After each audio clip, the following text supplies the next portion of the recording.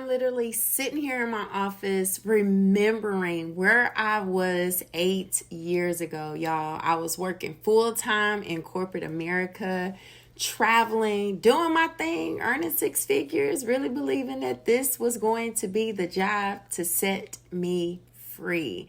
I was finally working in my dream career field, but y'all, my job required a lot of me. And what I was finding is that it was not going to be a job solution. I needed to find a way to get back home to my children, to get home to my husband, and to really truly get paid what I was worth. So when I tell you guys, when I was introduced to the travel agent business that I'm in, I was in a good place. We had savings in a bank account. My husband and I both had stable, solid jobs. But when I tell you that that is the best time to get positioned in a business, I'm not just saying that because it sounds good.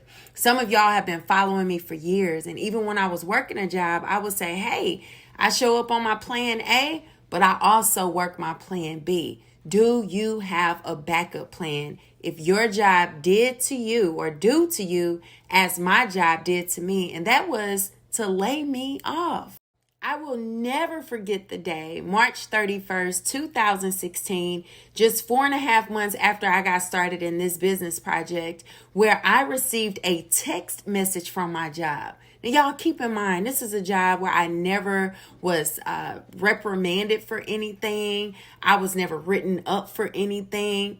I was their top performing business development manager. I was on the creator team where we were actually creating initiatives to that were actually working too, to close in and sell these major pipeline deals in the oil industry. I was celebrated. I was being invited to different pipeline conferences. Like, I was truly doing my thing. But how many of y'all know that sometimes in the corporate world, you can be too good at your job? And I ain't gonna lie, I don't know how to play dumb. Okay, I just don't. Some people are really good at it, but playing dumb means being safe, because if you are too good at what you do, you're now jeopardizing somebody else's job, someone else's job promotion. And we all know that the corporate world is a doggy dog world. So what I felt was that it was coming time that I might end up losing my job. Why? Because it had happened to me in other companies. I didn't get scared. I knew I wasn't updating my resume. I turned it up in my business, y'all. When I did get that phone call, when I text message anyway, that ended up being the meeting that said, hey, we appreciate your time here. You did all that you could do and we appreciate it, but you did nothing wrong. And we have decided to take the company a different direction, which eliminates your job position. In other words, homegirl, you fired. Okay. I'm like, what a way to do it too, right? A day that I had asked to be off from work, they decided to lay me off the day before so they can honor my vacation time, because they knew I was going to be off, right? But walking out of that office that time in a moment where I actually got paid twice in my own business was like God had already destined and pre-positioned me for this moment. I remember calling my husband and saying to my husband, I lost my job today.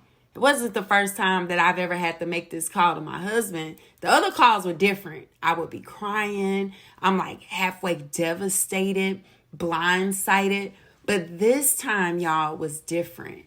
I said it with so much joy. Why? Because I felt that I was already positioned. And I thought about it. If I can work all those years earning six figures, working for someone else, I already knew that I would be able to do the same thing for myself. And this is why y'all see me so fired up and still excited even 8 years later with my business, because I really want y'all to get it. I really don't want y'all to be devastated, caught off guard when someone take their job back, because it don't belong to us.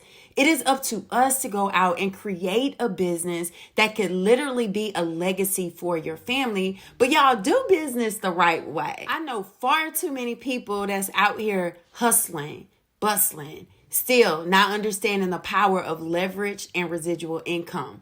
Majority of the money that I earn, I actually earn while I'm not working, while I am asleep, while I am at the football games and the cheer competitions, while my husband and I are enjoying our vacation time and our married lifetime, okay? So you guys got to get to a point where you're not just starting a business to say you have a business, but you're doing business in a smart way. Number one, get into an industry that's already thriving. What I love about the travel industry is we don't have to beg people to travel. We don't have to convince people to travel. And it already generates over $8 trillion a year.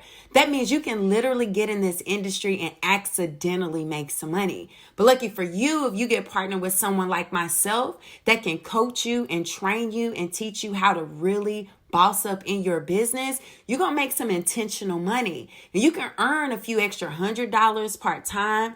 You could turn it to a few extra $1,000 part-time. There are even people earning 6 figures part-time while in this business. And if you see that for yourselves, y'all, we need to get together. This is a perfect time to execute a plan where you can create the freedom that you and your family deserve.